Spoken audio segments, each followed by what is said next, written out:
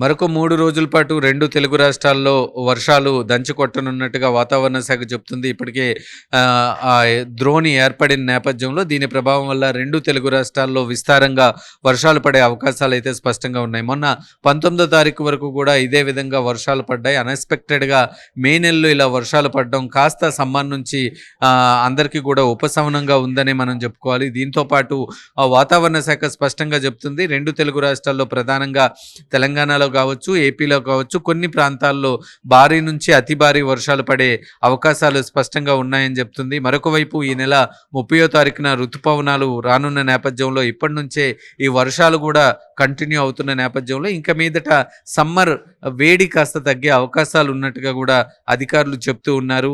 Summer దాని ప్రతాపం కాస్త తగ్గే విధంగా ఉన్నట్టుగా కూడా అధికారులు చెప్తున్న పరిస్థితి అయితే కనిపిస్తుంది. మరొక 4 రోజుల పాటు విస్తారంగా 2 తెలుగు రాష్ట్రాల్లో వర్షాలు పడే అవకాశాలు ఉన్నాయనేది స్పష్టంగా వాతావరణ శాఖ దగ్గర ఉన్న సమాచారం. ఈ రోజు నుంచి మరొక 4 రోజుల పాటు 2 తెలుగు రాష్ట్రాల్లో భారీ నుంచి అతి భారీ వర్షాలు పడే అవకాశాలు ఉన్నాయి. కొన్ని ప్రాంతాల్లో మాత్రం పిడుగులు, ఉరుములు కూడా వచ్చే అవకాశాలు ఉన్నాయనేది వాతావరణ శాఖ చెప్తున్న పరిస్థితి. అంటే గతంలో ఎన్నడూ లేని విధంగా మే నెల మిడిల్ నుంచే చాలా వరకు కూడా కూల్ అయిన పరిస్థితి ఉంది. ఏప్రిల్ మొత్తం కూడా ఎండలు దంచి కొట్టాయి 2 తెలుగు రాష్ట్రాల్లో.